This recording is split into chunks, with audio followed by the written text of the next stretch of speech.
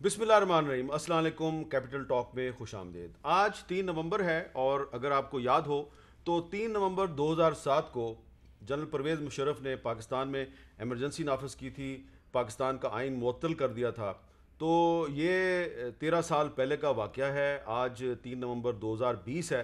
तो हम पिछले 13 साल में कहाँ पर खड़े हैं? आज पाकिस्तान में आइन तो मुअत्तल नहीं है, लेकिन जो इक़दामात परवेज़ मुशर्रफ ने किए थे, उन्होंने मीडिया पर पाबंदियां लगाई थीं और बहुत से जो जजेस थे उनको उन्होंने बंद कर दिया था, बहुत से जो सियासतदान हैं उनको भी गिरफ्तार कर लिया था। तो क्या सूरत हाल है? हम किधर जा रहे हैं? क्या वाकई नून लीग तकसीम हो गई है?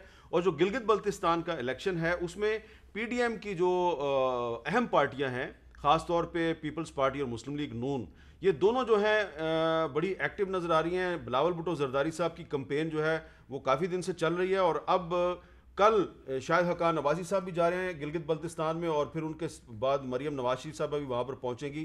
तो गिलगित बल्तिस्तान में जो 15 नवंबर को इलेक्शन हो रहा है, क्या इस इलेक्शन की वजह से पीडीएम के अंदर कोई मसाइल तो नहीं पैदा हो जाएंगे? इन पर बात करेंगे और हमारे साथ मौजूद हैं आज जनाब शाहिद हक़ान नवाज़ी साहब। शाहिद साहब, बहुत बहुत शुक्रिया। जी।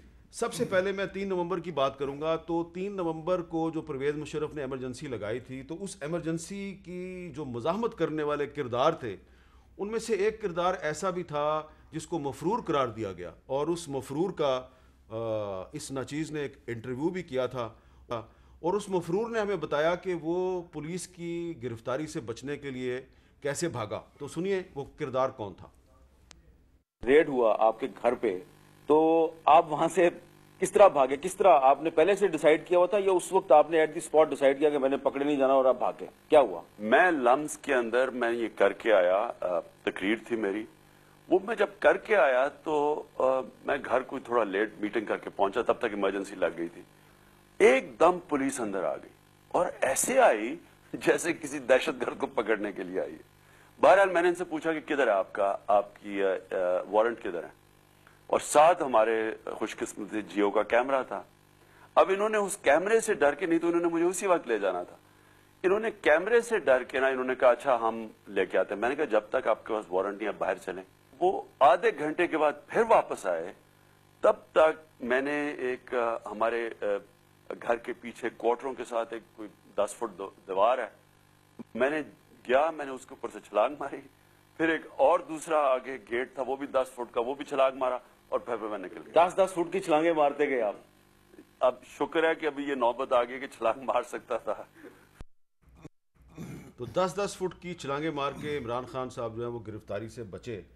शाहिद हक़ान भाई साहब, मैंने ये आपको इसलिए सुनवाया क्लिप कि उस वक्त इमरान खान साहब मफरूर थे, अंडरग्राउंड थे और मैंने एक खुफिया मुकाम पर उनका इंटरव्यू किया था। ये तो आप माने कि इमरान खान साहब ने परवेज़ मुशर्रफ के ख़िलाफ़ जो एक तहरीक थी उसमें बड़ा अहम किरदार अदा किया था, ये तो मानते हैं। जो लोग तहरीक में अहम किरदार अदा करते हैं वो 10 फुट की छलांगे नहीं मारते, वो गिरफ्तारी पेश करते हैं। ये कुर्बानी होती है तहरीक में कि आप मुकाबला करते हैं। बहरहाल ये उनका पुराना तरीका है भागने का। आज तो वो वज़ीर आज़म है और आज 3 नवंबर है। आज हम कहाँ खड़े हैं? जी, जहाँ पे हम खड़े हैं ये वही बातें हैं जिसके लिए वो कह रहे हैं कि मैं दीवारें फैलांगी मैंने, यानी बुनियादी हकूक़ सलब है, मीडिया दबाव में है, सेंसरशिप मुल्क में है, क्या अदलिया आज़ाद है, ये सवाल उठता है हर रोज़। क्या मुल्क में सियासत आज़ाद है? क्या मुल्क में हुकूमत आज़ाद है? ये तमाम बातें परवेज़ मुशर्रफ कर रहा था। आज भी इन्हीं बातों पर सवाल उठाए जा रहे हैं, जबकि यही आदमी जो इस क्लिप में कहता है कि जी मैं कुर्बानी दे रहा था भाग कर जमहूरियत के लिए, वो आज हुक्मरान है। तो ये तो बहुत से सवाल उठते हैं। अच्छा, मुस्लिम लीग नून ने तो जो जजेस की बहाली की तहरीक थी उसमें बड़ा किरदार अदा किया था। तो आज आपके जो पंजाब के सदर हैं राना सनाउल्लाह साहब, उन्होंने कहा जी कि जो पार्लियामेंट हमला केस में वज़ीर आज़म इमरान खान साहब को उसमें से बरी करार दे दिया गया है, तो सुप्रीम कोर्ट इसका नोटिस ले, वरना हम सुप्रीम कोर्ट के सामने खामोश एहतजाज करेंगे। ये आप क्यों बात कर रहे हैं? जी, एहतजाज हक होता है क्योंकि जो मामले हुए हैं वो सबके सामने है, रिकॉर्डेड हैं कि यहाँ जो धरना हुआ उसके दौरान क्या हुआ, पार्लियामेंट पर क्या दबाव डाला गया, हुकूमत के काम को कैसे रोका गया, पीटीवी पर हमला किया गया, सुबह से शाम तक 5 महीने हर इदारे की, हर शख्स की यहाँ पर हतक की गई, تو بہرحال فیصلے عدالت تک تو سارا 2014 میں جب یہ حملہ ہوا تو نواز شریف صاحب وزیر اعظم تھے, اس کے بعد پھر آپ بھی وزیر اعظم بن گئے 2017 میں, تو آپ نے عمران خان صاحب کو اس کیس میں کیوں گرفتار نہیں کیا؟ دیکھیں, میں یقین کریں میرے پاس ان چیزوں کا وقت نہیں تھا. میرے پاس ایک لمیٹڈ ایجنڈا تھا, اور وہ ترقی کے کام جو نواز شریف صاحب نے شروع کیے تھے, جو ہم 5 سال سے کر رہے تھے, ملک کے مسائل حل کر رہے تھے, اس کو آگے بڑھانا تھا. اور آپ سب کہتے تھے کہ یہ حکومت نہیں چلے گی جی, 2 مہینے بعد ختم ہو جائے گی, 3 مہینے بعد. ٹرم بھی پوری کی, الحمدللہ کام بھی ہوتے رہے. آخری دن بھی رات کے 11:59 تک ہم نے کام کیا اور گھر گئے.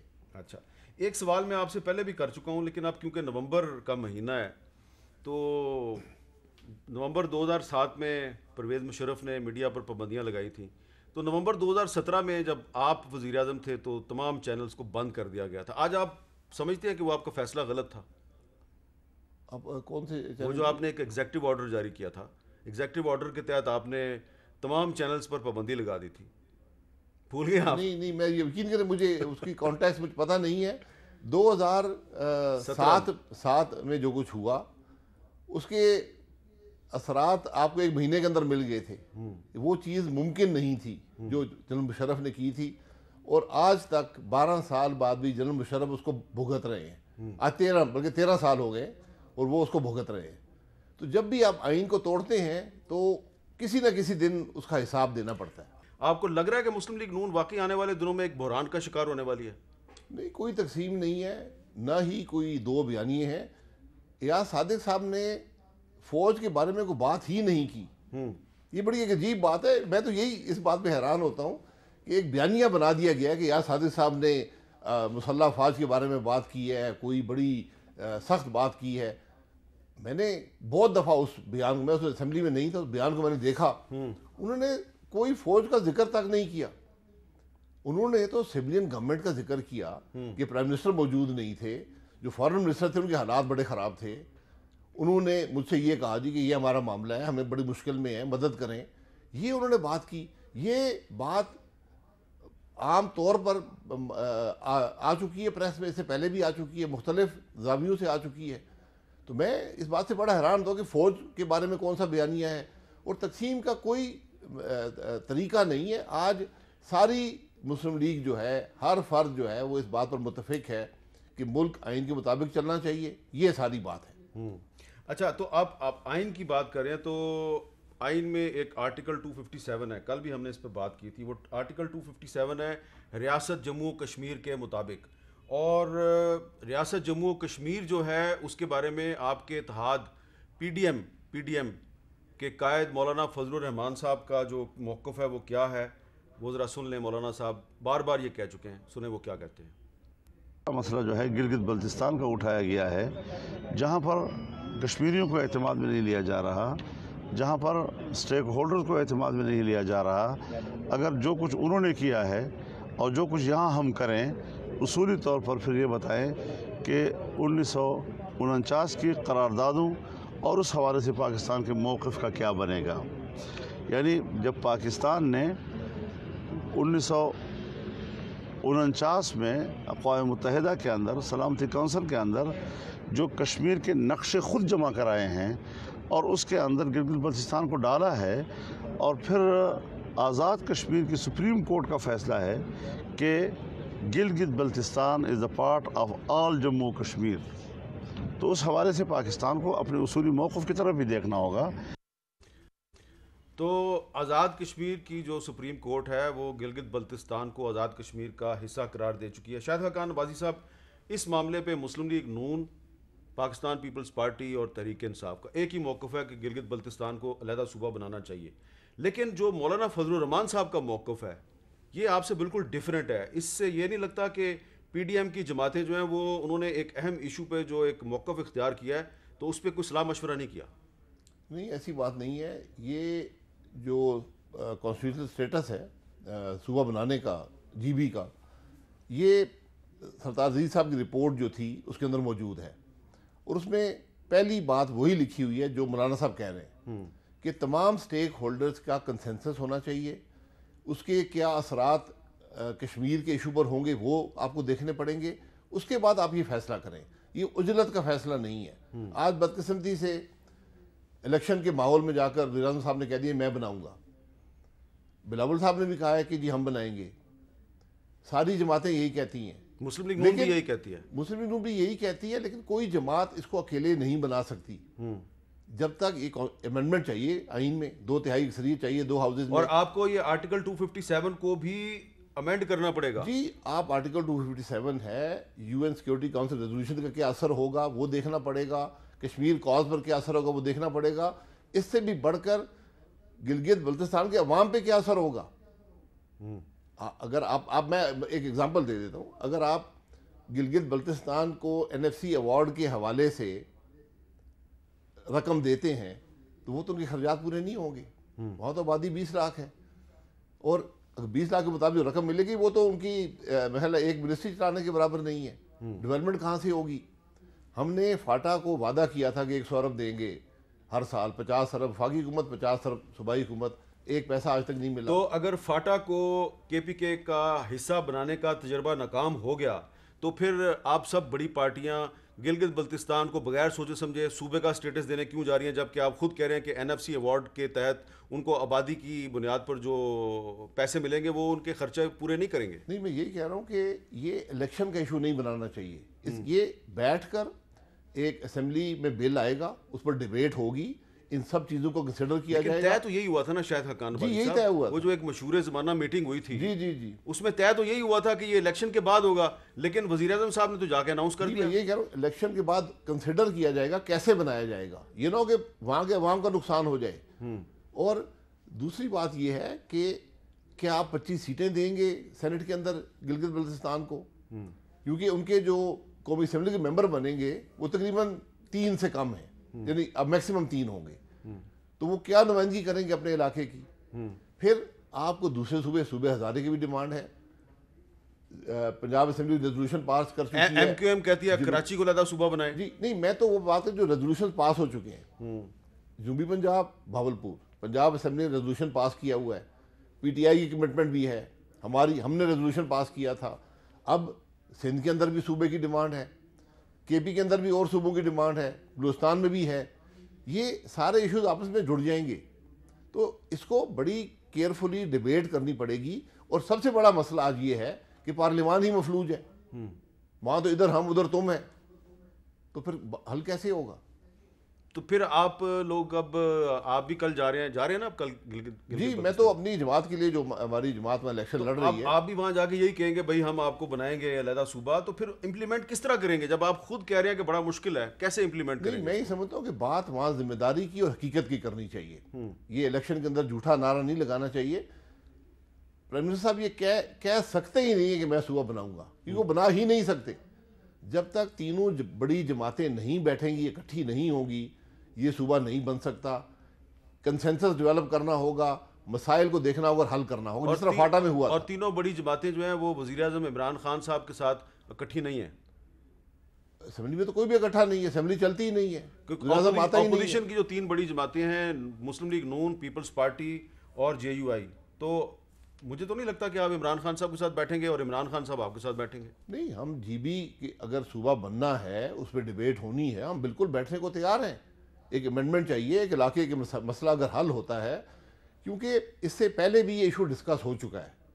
یہ CPEC کے کانٹیکس میں کہ CPEC پہ کیا اثر اس کا ہوگا, اس کا دیامیر بادشاہ ڈیم پہ کیا اثر ہوگا. جب آپ وزیر اعظم تھے. جی میں وزیر اعظم تھا. یہ کافی سینسٹیو معاملات ہیں. اس وقت تو یہ شاید آپ کوئی فیصلہ کرنے والے تھے. جی ایک تجویز تھی کہ جو سٹیٹس آزاد کشمیر کا ہے وہ GB کو دیا جائے. اس کے کیا اثرات GB پر ہوتے, کشمیر کے ایشو پر ہوتے, اس پر ایک بڑی بحث ہوئی ہے. وہ سینسٹیو باتیں ہیں, وہ پبلک ڈیبیٹ کا حصہ نہیں بنتی. لیکن وہ رحیل شریف صاحب نے آپ کی تجویز مسترد کر دی تھی. نہیں, رحیل شریف صاحب اس وقت نہیں تھے. میں تو اپنی حکومت کی بات کر رہا ہوں. اس وقت یہ بات چلی تھی, پہلے بھی چلی تھی. مسترد وہ نہیں کر سکتے, ان کی ایک رائے ہے جس کو تسلیم کیا گیا. ایک سیکیورٹی ایشو وہاں بنتا تھا. اچھا, اب کیا وہ سیکیورٹی ایشو ختم ہو گیا, ان سب چیزوں کو دیکھنا پڑے گا. اب یہ بتائیں کہ یہ جو الیکشن ہے اب گلگت بلتستان کا, پورے پاکستان کا اس پہ فوکس ہے, وہاں پہ پیپلز پارٹی بھی اپنے اس نے امیدوار کھڑے کیے ہوئے ہیں, مسلم لیگ نون کے بھی کھڑے ہیں اور PTI کے بھی کھڑے ہیں. تو اگر پیپلز پارٹی اور مسلم لیگ نون والے بھی وہاں پہ الیکشن لڑ رہے ہیں اور پی ٹی آئی والے بھی لڑ رہے ہیں، تو جتنی مرضی اچھی کمپین ہو بلاول صاحب کی یا پی ٹی آئی کی، تو تھوڑے سے ووٹ مسلم لیگ نون تو توڑے گی، تو جو ووٹ آپ توڑیں گے فائدہ تو پی ٹی آئی کو ہوگا۔ نہیں، یہ بات نہیں ہے۔ گلگت بلتستان کا اپنا ایک سیاست کا ماحول ہے، وہاں پر ماضی میں دو بڑی جماعتیں رہی ہیں، ایک پی ایم ایل این ہے اور ایک پیپلز پارٹی ہے۔ بیچ میں تحریک جعفری ابھی آئی تھی جو بڑی اسٹرانگ تھی وہاں پر، وہ بعد میں انہوں نے وہ پلیٹ فارم چھوڑ کر وہ جماعتوں میں ضم ہو گئے۔ اب جو اس الیکشن کی مشکل یہ ہے کہ وہی کام ہو رہا ہے جو 2018 کے الیکشن میں پاکستان میں ہوا تھا، لوگوں کو توڑا جا رہا ہے، لوگوں کو پارٹیاں بدلنے پر مجبور کیا جا رہا ہے، ایجنسیاں وہاں پر سرگرم ہیں، یہ بدقسمتی ہے۔ لیکن فوج تو گلگت بلتستان کے الیکشن سے مکمل طور پہ لا تعلق ہو گئی ہے۔ دیکھیں، فوج لا تعلق ہے، ایجنسیاں کام کر رہی ہیں۔ اس کا میں ثبوت کیا ہے؟ حقیقت سے کہہ رہا ہوں، ثبوت آپ جو لوگ پی ایم ایل این کو چھوڑ کر جو وزراء تھے، جو اسپیکر تھے، جنہوں نے ٹکٹ مانگے، ٹکٹ لیے۔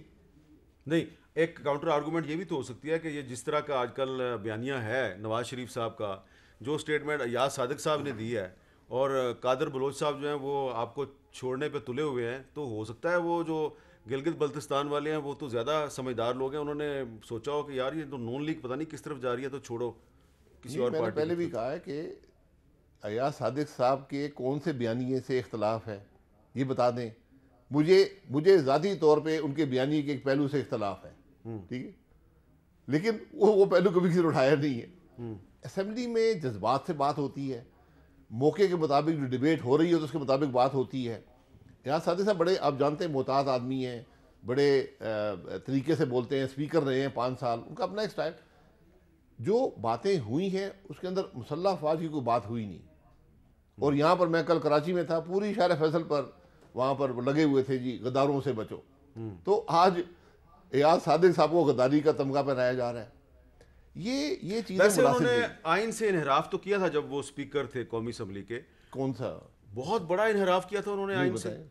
جناب۔ جب پاکستان تحریک انصاف کے تمام ایم این ایز نے استعفے دے دیے تو یہ ان کا آئینی فرض تھا کہ ان کو قبول کرتے، تسلیم کرتے، وہ لے کے بیٹھ گئے اور انہوں نے ان کو تسلیم نہیں کیا، اور اس وقت بہت سے لوگ یہ کہتے تھے، آپ کی کیبنٹ کے بہت سے لوگ کہتے تھے کہ یہ غلط کر رہے ہیں ایاز صادق صاحب۔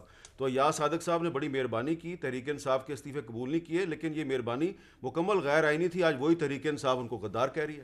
اس پر ڈیبیٹ ہونی چاہیے، بالکل ہونی چاہیے۔ میں اسپیکر کی کچھ ڈسکشن ہوتی ہے، کچھ معاملات میں نہیں ہوتی، میں یقیناً مجھے یہ ایشو یاد ہے، اس پر بحث ہونی چاہیے تاکہ مستقبل میں یہ نہ ہو۔ جو ایک دفعہ اسپیکر نے کر دیا وہ حصہ بن گیا، لیکن اس کو درست کرنے کی ضرورت اچھا، ہے۔ اب یہ بتائیں کہ میں نے ایک بریک لینی ہے، قادر بلوچ صاحب اگر آپ کی پارٹی چھوڑ دیتے ہیں تو آپ کے پارٹی کے بلوچستان کے صوبائی صدر ہیں، تو ان کے پارٹی چھوڑنے سے یہ تاثر نہیں ملے گا کہ نون لیگ میں پھوٹ پڑ گئی ہے؟ نہیں، کوئی ایسا تاثر نہیں ہے، جو لوگ حقیقت جانتے ہیں، میں ساری حقیقت جانتا ہوں۔ قادر بلوچ صاحب کی میں عزت بھی کرتا ہوں، میں سیاست سے پہلے بھی میرے ان سے، ہمارے مری میں جی او سی تھے، اس سے پہلے بھی میں بہت عرصہ سے میرے رشتہ دار جو فوج میں تھے ان کے حوالے سے جانتا ہوں۔ تو یہ سارا جو معاملہ ہوا یہ پی ڈی ایم کے جلسے پہ ہوا، ان کی خواہش تھی کہ ثناء اللہ زہری صاحب اس پروگرام میں شریک ہوں۔ میں نے کہا کہ ثناء اللہ زہری صاحب ہمیں محترم ہیں، ہمارے چیف منسٹر رہے ہیں، لیکن وہ 2.5 سال سے مسلم لیگ کی سیاست سے باہر ہیں، پی ڈی ایم کی تحریک کا حصہ نہیں ہے، تو میں ان کو جلسے میں مدعو نہیں کر سکتا۔ یہ ساری ناراضگی ہے، اب اس کو اور رنگ دیا جائے تو میں اس کو قبول کرنے کو تیار نہیں ہوں۔ چلیں، اگر قادر بلوچ صاحب جو ہیں وہ پی ڈی ایم کی ہی کسی اہم جماعت میں چلے جاتے ہیں، نون لیگ کو چھوڑ کے پی ڈی ایم کی جماعت میں چلے جاتے ہیں، آپ کو کوئی اعتراض تو نہیں ہوگا؟ یہ فیصلہ ان کا ہے اور جس جماعت ان کو قبول کرے گی اس کا ہے، لیکن اگر وہ بیانیے کی وجہ سے جا رہے ہیں تو پھر وہاں بیانیہ تو وہاں بھی وہی ہے۔ نہیں، اس جماعت کا بیانیہ وہ نہیں ہے۔ ساری جماعتوں کا بیانیہ ایک ہے، پی ڈی ایم کا بیانیہ بڑا سیدھا ہے کہ ملک آئین کے مطابق چلے۔ چلیں، اگر یہ بیانیہ ہے تو یہ تو بہت اچھا بیانیہ جی، ہے، یہی بیانیہ ہی لیکن ہے۔ مسلم لیگ نون کا بیانیہ تھوڑا سا مختلف نظر آتا ہے۔ میں آپ اس بیانیے کو جس طرح بیان کرنے کا طریقہ فرق ہو سکتا ہے، لیکن بیانیہ یہی ہے کہ ملک آئین کے مطابق چلا جائے۔ تو اس کا مطلب ہے کہ وہ جو جماعت ہے، جو بھی جماعت ہے، اور پی ڈی ایم کی جماعت ہے جس سے قادر بلوچ صاحب کے رابطے ہیں، تو اس جماعت کو سوچنا پڑے گا۔ جی، ان کو سوچنا پڑے گا، قادر بلوچ صاحب کو خود سوچنا پڑے گا، کیونکہ سیاست انہوں نے کرنی ہے نا، ایک آزاد شہری، میں ان کو روک تو نہیں سکتا، اچھا، لیکن وہ خود سیاست کا اپنا فیصلہ کریں۔ میں ایک بریک لیتا ہوں جی، اور بریک کے بعد ہم بات کریں گے کہ وزیر اعظم عمران خان صاحب پر ہم نے بہت تنقید کی کہ وہ مسائل حل نہیں کر رہے اور ان کا صرف ایک نکاتی ایجنڈا ہے کہ اپوزیشن نو تن دیو، یعنی کہ اپوزیشن کو جیلوں سے باہر نہ آنے دیا جائے، اپوزیشن کے اہم لیڈروں کو جیلوں میں بند کر دیا جائے. لیکن آج عمران خان صاحب نے اپنے کچھ وزراء کے ہمراہ ایک پریس کانفرنس کیا جس سے ایک خوشگوار تاثر یہ ملا ہے کہ شاید وہ عوام کے مسائل حل کرنے میں بھی کچھ سنجیدہ ہیں، کچھ اس پہ بھی توجہ دے رہے ہیں. تو اس پہ بات کریں گے ایک وقفے کے بعد. کیپٹل ٹاک میں دوبارہ خوش آمدید. آج وزیر اعظم عمران خان نے اپنے کچھ وزراء کے ہمراہ ایک پریس کانفرنس کی، اس میں بڑا ایک اہم اعلان کیا ہے. اسمال اور میڈیم انڈسٹری کے بارے میں عمران خان صاحب کا جو اعلان ہے کیا کہا، ذرا سنیں. 1 نومبر سے جو چھوٹی صنعت ہے، جو اسمال اور میڈیم انڈسٹری ہے، پچھلی نومبر کو جو ان کا بجلی کا بل آتا تھا، اس بل سے جو بھی اضافی بجلی وہ استعمال کریں گے اس کو ہم اگلی 30 جون تک 50% کم ریٹ پہ بجلی دیں گے. مثلا اگر 16 روپے یونٹ پہ بجلی وہ خرید رہے تھے تو وہ 8 روپے پہ اب اضافی بجلی ان کو چارج کیا جائے گا. جی شاہد حقان بھائی صاحب، یہ آپ نے سنا، یہ ایک اچھا انسینٹو نہیں دیا وزیر اعظم نے؟ بہت اچھی بات ہے جی، میں اس کو اپریشیٹ کرتے ہیں. میں بالکل ہر چیز، میں اس حکومت کی ہر چیز کو اپریشیٹ کرتا ہوں. کچھ کرے تو صحیح. پہلی بات یہ ہے، اسمال اینڈ میڈیم انٹرپرائز ہے کیا، اس کو ڈیفائن کر دیں. اسمال میڈیم انٹرپرائز دکان بھی ہے، ایک چھوٹا ٹی وی اسٹیشن بھی ہے، ایک بس کا اڈا بھی ہے، ایک بس کا نظام بھی ہے، مثلا پاور لوم ہے. پاور لوم ہے، وہ اسمال میڈیم انٹرپرائز ہے. تو آپ یہ کہہ رہے ہیں، یہ تھیوریٹیکلی بڑی اچھی بات ہے. پہلی بات یہ ہے کہ آپ جو بجلی اس کی ہے جس پہ وہ گزارا آج نہیں کر سک رہا، وہ گروتھ کہاں سے؟ آپ کہہ رہے ہیں گروتھ لاؤ گے تو میں تمہاری بجلی آدھی، اضافی بجلی آدھی کر دوں گا. وہ تو آج اپنی موجودہ صنعت کو چلانے کے قابل نہیں ہے بجلی کی مہنگائی کی وجہ سے. اس بجلی کو سستا کرنے کی ضرورت ہے. گروتھ کو بعد، وہ انسینٹو تو بعد میں آئے گا، پہلے اس کو انسینٹو دیں کہ آج کی بجلی سستی کر سکے. اچھا، وہاں پہ عمر ایوب صاحب نے بھی ایک بات کیا، ذرا وہ سنیں وہ کیا کہہ رہے ہیں. سابقہ حکومتوں نے ہمارے لیے جو لینڈ مائنز، زمین دوز بوم جو بوئے تھے، اس کے باوجود جن مشکلات کا ہمیں سامنا کرنا پڑا تھا اس سے الحمدللہ ہم لوگ نکل رہے ہیں. المیہ یہ تھا جس وقت آپ کی حکومت آئی کہ 70% بجلی جو ہماری بنتی تھی وہ امپورٹڈ فیولز پہ بن رہی تھی. باہر سے ہم لوگ ایندھن منگا رہے تھے. آپ کا گیس، آپ کا فیول آئل، اس کوئلہ، اس کے برعکس ہمارے پاس وہ سارے کے سارے ذخائر پن بجلی اور باقی شمسی توانائی اور ہوا کی توانائی ہمارے پاس موجود تھی.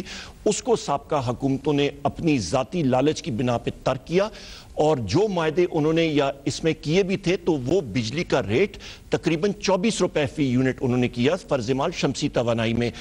وہی معاہدے آپ کی حکومت نے وزیر اعظم صاحب لا کے تو 6.5 روپے فی یونٹ پہ ہم نے کیے ہیں.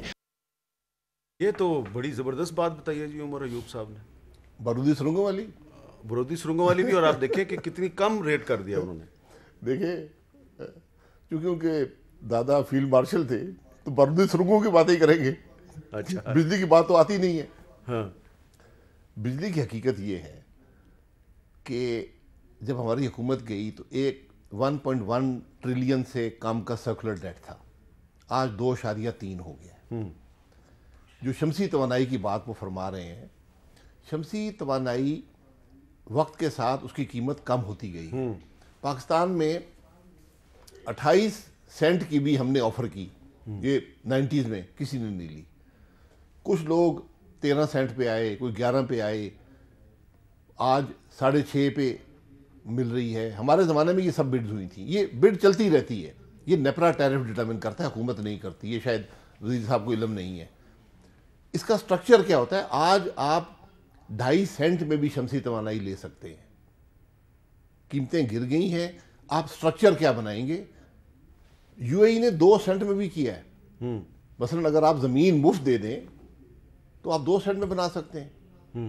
یہ سب چیزیں کرنے والی ہیں، لیکن یہ مستقل حل بجلی کا نہیں ہے. نہیں، لیکن آپ کو یہ ایک اچھا نہیں لگ رہا کہ وزیر اعظم صاحب کچھ عوام کے مسائل حل کرنے پہ توجہ دے رہے ہیں اور آپ کو اس معاملے میں ان کو اپریشیٹ کرنا چاہیے؟ نہیں، میں بالکل اپریشیٹ کر رہا ہوں. یہ آپ جس طرح آپ اپریشیٹ کر رہے ہیں، نہیں، میں دیکھیں انہوں نے خود کہا کہ میں 2.25 سال احتساب کر رہا تھا. اب احتساب میں کامیابی کے بعد وہ اب ملک کے مسائل کی طرف احتساب میں توجہ دے رہے ہیں۔ کامیابی کیسے ہوئی ہے؟ آپ تو رہاؤ کے باہر بیٹھے ہوئے ہیں. سر میں وہی کہہ رہا ہوں نا، وہاں بھی کامیابی، اب یہاں کامیابی حاصل کریں گے. آپ ذرا مسائل کو دیکھیں کہ مسائل کہاں پہ پہنچ گئے ہیں. جو حکومت بجلی چینی کی قیمت نہ کر سکے کنٹرول، آٹا نہ کر سکے، بجلی کی قیمت نہ کر سکے، گیس. میں حیران ہوں وزیر صاحب پر کہ کہتے ہیں کہ جی انحصار جو تھا وہ فورن فیول پہ تھا. پاکستان کا ہمیشہ امپورٹڈ فیول پہ رہے گا. ان کو اس بات کی سمجھ نہیں ہے. اچھا کل انہوں نے جو امپورٹڈ فیول پہ انحصار کیا ہے، 2 سال پہلے کیبنٹ ڈیسیشن سے فرنس آئل پاکستان میں امپورٹ بند کر دی گئی تھی، انہوں نے پھر شروع کی. ڈیزل کی جنریشن جو دنیا میں کہیں نہیں ہوتی، پاکستان میں ہم نے بند کی تھی 12 سال کے بعد، پھر شروع کی. آج ہمیں کہتے تھے ایل این جی کے معاہدے مہنگے ہیں.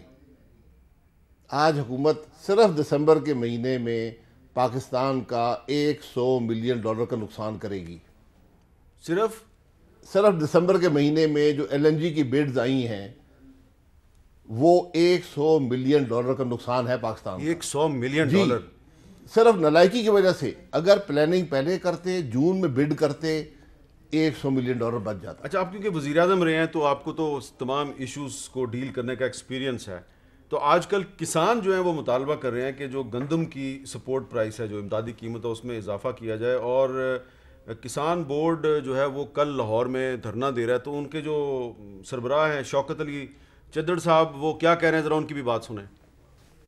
کل ہم پنجاب اسمبلی کے سامنے ہزاروں کسانوں کے ساتھ پہنچ رہے ہیں اور ہمارے مطالبات بڑی دیر سے بھی ہم حکومتوں کے سامنے تو دہراتے جا رہے ہیں کہ ہماری گندم کا ریٹ 2000 روپے فی من کیا جائے، ہمارے گنے کا ریٹ 3000 روپے فی من کیا جائے، ہماری اجناس کی منیمم سپورٹ پرائس مقرر کی جائے، اور یہ کھادوں کی قیمتوں کے اندر جو اضافہ ہو چکا ہے اس کو واپس لیا جائے. جتنی صوبائی اور مرکزی سطح پہ زراعت کے حوالے سے کمیٹیاں ہیں، وہاں پہ انہوں نے سیاسی طور پہ لوگوں کو نوازا ہوا، وہاں پہ کسانوں کے حقیقی نمائندوں کسان بورڈ کو نمائندگی دی جائے. اور ہم کل لاہور پہنچ رہے ہیں. اگر حکومت نے ہمارے مطالبات نہ مانے تو پھر ہمارا احتجاج جو ہے، پرامن احتجاج جو ہے، وہ دھرنے کے اندر تبدیل ہو جائے گا. اور اب اس دفعہ ہم اعلان کر کے جا رہے ہیں کہ ہمارا یہ دھرنا اس وقت تک جاری رہے گا جب تک ہمارے یہ مطالبات کو منظور کر کے نوٹیفیکیشن نہیں کر دیتے. ہمیں چاہے لمبے عرصے کے لیے بیٹھنا چلے تو ہم 126 دن والی تاریخ بھی دہرانے کے لیے ذہنی طور پر تیار بیٹھے ہیں. شاہد حقان بھائی صاحب، گندم اور امدادی قیمت میں اضافے کے مطالبے کی آپ حمایت کرتے ہیں؟ بالکل حمایت کرتا ہوں. اچھا، اگر آپ حمایت کرتے ہیں تو اس کا مطلب ہے کہ گندم اگر کی امدادی قیمت مہنگی ہوگی تو آٹا مہنگا ہو سکتا ہے، اور اگر گنے کی امدادی قیمت میں اضافہ ہوگا تو پھر چینی بھی مہنگی ہو سکتی ہے. اس امدادی قیمت کے ساتھ گندم 35 روپے کی بک رہی تھی. اچھا، آٹا چینی 53 روپے کی بک رہی تھی. یہ پیسے کون؟ یہ کسان تو نہیں بنا رہا، یہ تو مڈل مین بنا رہا ہے. اچھا، کسان کو اگر آپ 1800 روپے دے دیں گے تو 35 روپے سے 38 روپے کا آٹا ہو جائے گا. آپ شوگر کین کی قیمت بڑھا دیں گے، چینی میں 4-5 روپے کا اضافہ ہو جائے گا. آج 80 روپے کا آٹا کیوں بک رہا ہے؟ میں بتا دیتا ہوں کیوں. آپ یہ پتہ کریں کہ پنجاب میں ڈسٹرکٹ فوڈ کنٹرولر جو 18ویں گریڈ کی پوسٹ ہے، اس پہ کون سے لوگ لگے ہوئے اور کس نے لگائے ہیں. وہاں سے آپ کو آٹے کی حقیقت کا علم ہو جائے گا. اور جو کوٹے دیے یہ تو آپ نے ایک پہیلی سنا دیا مجھے بوجھنی نہیں آتی. مجھے سیدھا بتائیں چکر کیا ہے. کرپشن. 100% آٹے کی وجہ صرف اور صرف کرپشن ہے. کابینہ نے ایکسپورٹ کیا، شارٹیج ہو گئی. شارٹیج ہوتی نہیں ہے، پرسیپشن ایک پرسیپشن کریٹ ہوتی ہے. شارٹیج ہو گئی، قیمتیں مڈل مین نے بڑھانی شروع کر دی، حکومت نے کوٹے بیچنے شروع کر دیے، ڈسٹرکٹ فوڈ کنٹرولر لگ گئے، انہوں نے اپنی کرپشن شروع کر دی. 10 کروڑ روپے کی آج پوسٹ بک رہی ہے ڈسٹرکٹ فوڈ کنٹرولر کی پنجاب میں. یہ تو آپ کا الزام ہے. یہ میرا الزام نہیں ہے، یہ حقیقت. آپ نہ میری بات نہ مانیں، آپ یہ پتہ کر لیں کہ پنجاب کے ڈسٹرکٹ فوڈ کنٹرولر کب لگے ہیں، کون ہیں اور کس نے لگوائے ہیں.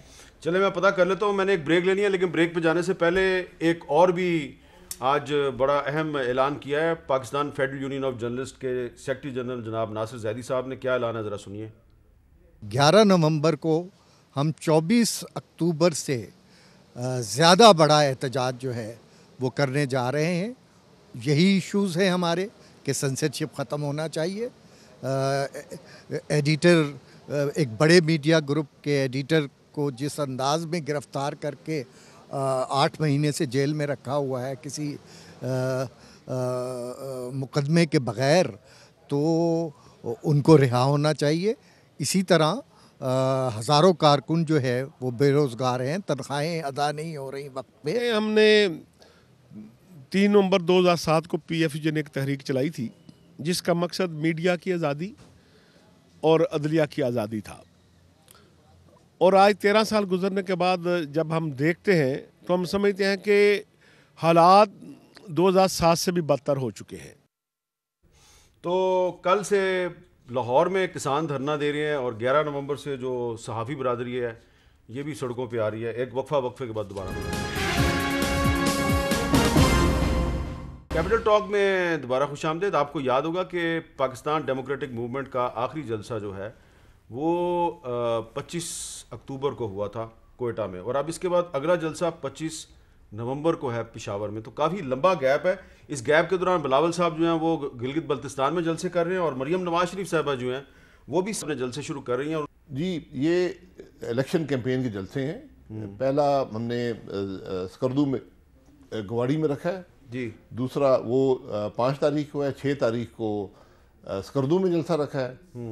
اس کے بعد وہ وہاں سے گلگت جائیں گی، تو راستے میں پروگرام ہے 2-3۔ اس کے بعد گزر کا اور استور، چلاس اور گلگت کے اندر جلسے ہوں گے۔ اچھا، اب یہ بتائیں کہ پھر آپ کا جو اگلا PDM کا جلسہ ہے وہ ہے جی 25 نومبر کو۔ بہت لمبا گیپ نہیں؟ 22 نومبر 22 نومبر کو جی، یہ GB کے الیکشن کی وجہ سے کچھ جماعتوں کی اپنی کمٹمنٹ۔ اور یہ بات درست ہے کہ اس دوران میں آپ پنجاب کے مختلف شہروں میں بھی مسلم لیگ نون کچھ جلسے کرے گی؟ جی، ساری جماعتیں کر رہی ہیں۔ ہمارے کو 8 کنونشنز ہیں ڈویژنل، وہ ہم کر رہے ہیں، اور دیگر جلسے بھی کر رہے ہیں، تو وہ ایک ایکٹیویٹی جاری رہے گی۔ تو مسلم لیگ نون سینٹرل پنجاب میں کرے گی یا ساؤتھ پنجاب میں جائے گی یا شمالی پنجاب میں، کدھر جائے گی؟ نہیں، سب جگہ، مثلا پنڈی میں بھی ہے ایک ڈویژنل کنونشن ہے، مظفر گڑھ میں بھی ہے، بہاولپور میں بھی ہے۔ اور یہ 22 سے پہلے جی، یہ سب 22 سے۔ جی، 22 سے۔ اچھا، بہت بہت شکریہ شاہد خاقان بھائی صاحب، آپ نے ہمیں، آج ہے 3 نومبر اور 3 نومبر 2007 کی جو ایمرجنسی ہے اس سے ہم نے گفتگو کا آغاز کیا تھا۔ شاہد خاقان عبادی صاحب نے کہا ہے کہ جو پابندیاں پرویز مشرف نے لگائی تھیں آئین معطل کر کے، آج بھی بقول ان کے پاکستان میں ویسے ہی حالات ہیں، ویسی ہی پابندیاں ہیں، حالانکہ آئین معطل نہیں ہے۔ تو یہ جو صورتحال ہے یہ کافی تشویشناک ہے، اور جو کنسرن کوارٹرز ہیں یعنی کہ پاکستان کی اعلیٰ عدلیہ، اس کو ان کا نوٹس لینا چاہیے۔ اجازت دیجیے، اللہ حافظ۔